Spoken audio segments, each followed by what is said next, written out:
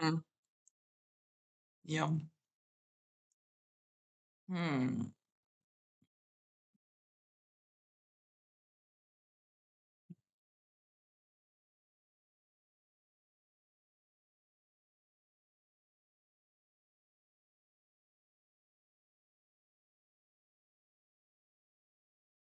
So today we're gonna be designing a chair for none other than IKEA. We're gonna do the entire process of designing a concept, developing a prototype, and getting a small mass production run ready of this chair. And it's gonna perfectly blend the two worlds of unnecessary inventions and IKEA together. And you might be asking yourself, does IKEA know that I'm making this chair for them? The answer isn't yes, but the answer also isn't no. Because there's a little bit more to the story to what my relationship is to IKEA and why this video is hopefully gonna be some sort of like application to really bring that collection to life. Let me tell you about that. You see, I absolutely love IKEA. I mean, this stool that I'm sitting on is made by IKEA. This lamp that I have here, this is also IKEA. This mirror's IKEA. This rug is IKEA. This chair's IKEA. This fake plant is IKEA. And this lamp and this lamp are IKEA. I even have a whole pile of stuff that I haven't even put together yet from IKEA. So this story starts about 2 years ago when I got an email from someone at IKEA just saying, hello from IKEA.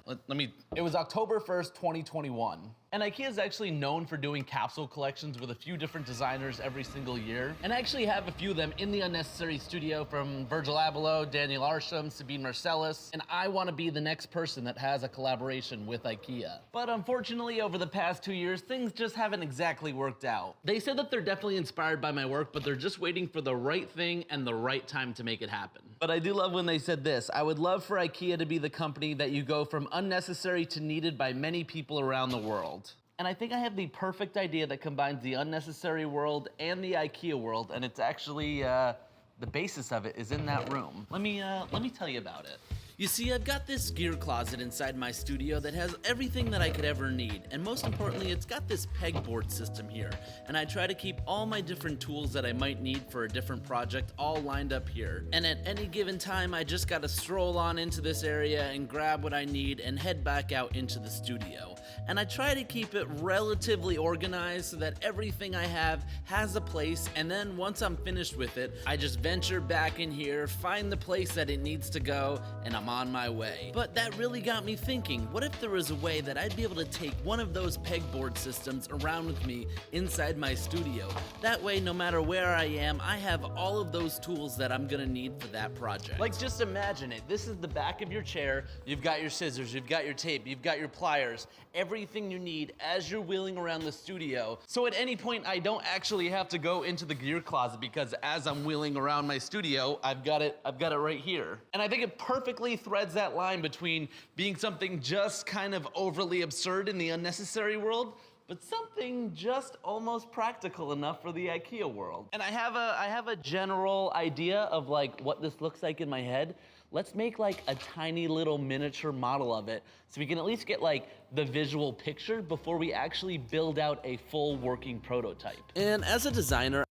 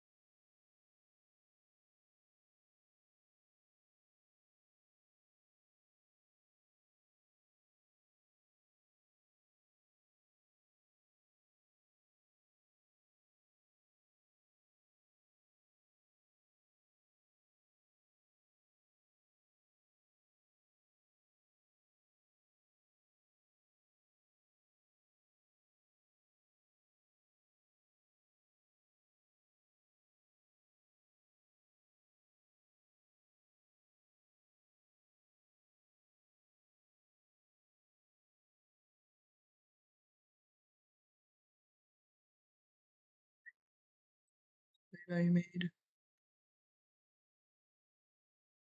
I think that we can all agree that stepping on a Lego is one of the most unnecessarily painful things in the entire world. Like, how can this thing be so small yet so painful at the same time? And about 2 years ago or so, I built the Lego socks. And they were socks that had a flexible Lego board on the bottom so that as you walked over Legos, you could pick them up as you go. Recently, I was rewatching an old episode of The Office and it reminded me of David Wallace's invention. So this is a vacuum. It's like a shop vac type of thing. Teaches kids how to pick up their own toys. And that got me thinking about my Lego invention. You see, I've seen a few different makers create Lego sorters before, but they were all done by hand and you had to dump all the Legos in, shake it around until all of them sorted down to their different sizes. So I want to combine David Wallace's invention idea with those Lego sorters to create the Lego Suck It. Suck it, that's what it's called. Oh, okay. Huh? Catchy.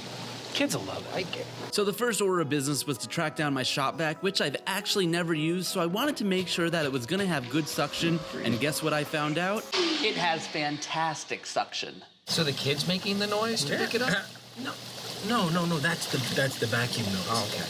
And so jumping into the design, I've got this clear 8-inch diameter tube, and I thought it would work really well if we just took this and split it into 3 equal sections so that we would be able to stack these on top of each other with some 3D printed brackets in between and organize our Legos. And I'm like 99% sure it's supposed to be Lego. You're never supposed to say Legos. The plural of Lego is Lego. But I do not care. I'm saying Legos. So now I headed on over to my computer, and first I cleaned up all the unreleased inventions I have laying around. Then I hop into Fusion 360 so I could start designing what I thought these 3D printed brackets were gonna look like. Yes, I know I use a trackpad for CAD, but I also played around a little bit with the colors so I knew what they were gonna look like. So once it was done, I had a design that was looking a little bit something like this. I decided to actually go for a 4-stage design instead of a 3 like I showed you earlier. In the top section here is where the shop vac hose is gonna go in. Then we have the largest holes that will hopefully catch all of the big Lego pieces. Then as you go down, the holes progressively get smaller, so each stage is gonna have different size Legos, and hopefully it sorts them out perfectly. Then the bottom bracket hooks directly into the shop vac, and that is where all the air suction is gonna come in from. One really cool thing I'm gonna do with the design actually wasn't done in Fusion 360. It's gonna be done in the 3D printers. I'm gonna print the pieces with 0 top and bottom layers, so just the infill is going in there. And that's gonna allow more airflow to pass through, so it sucks those Lego pieces in really good. It probably doesn't make any sense, but I'll show you guys in a little bit. Let me get these set up. So I got all of those going onto the 3D printers, and it's actually pretty boring just waiting for these to print, but I did all of the colors, and I was just waiting for the moment that I had every single piece I was gonna need to start putting this invention together. We've got the top bracket, the big holes, the medium holes, the small holes, and the bottom bracket. And like I was mentioning earlier, how I didn't print any top and bottom layers, you can now see that it's just the infill pattern, so air is gonna be able to pass through here and hopefully add a little extra suction. I see you. And I also see that this perfectly fits onto the clear tube. And I also installed magnets, so each section is just gonna easily snap together, and then when you want just that one piece, you take it off of the bracket from the shop vac, and you have your Legos sorted. But really quick, do you guys wanna see my new toy?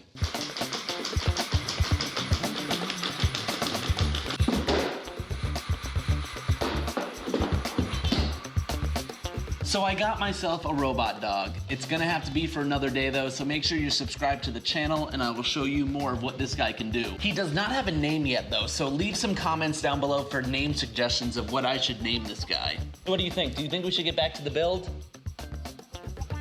All right, let's do it. So I rounded up all the different pieces and started gluing all the different brackets to the clear tubes. Once I had that, I could start assembling it onto the shop vac itself.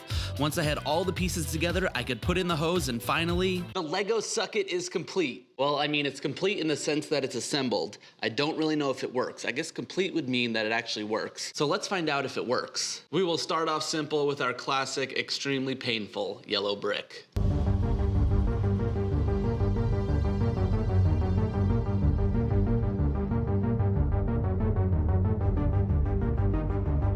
It stopped exactly where it was supposed to. Now we can just pop the red off and grab our one brick. But we all know that the real test is gonna be a whole bunch of Legos. But these things are expensive. So I'm gonna go ahead and make a nice line of Legos that I can vacuum up. Maybe make it a little bit thinner and longer. And now let's give it a go.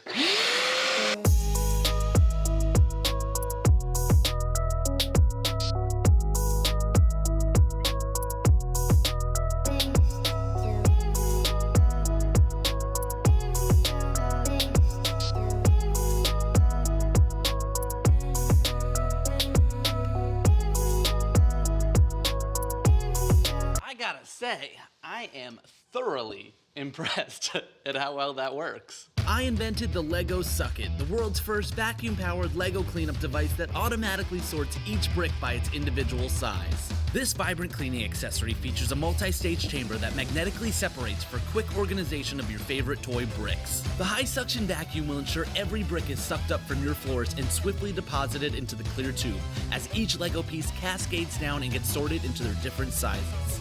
So when things get messy, just suck it. The Office, if you're watching right now, I need a meeting ASAP with David Wallace. There are very few things that would make me not want to team up with David Wallace.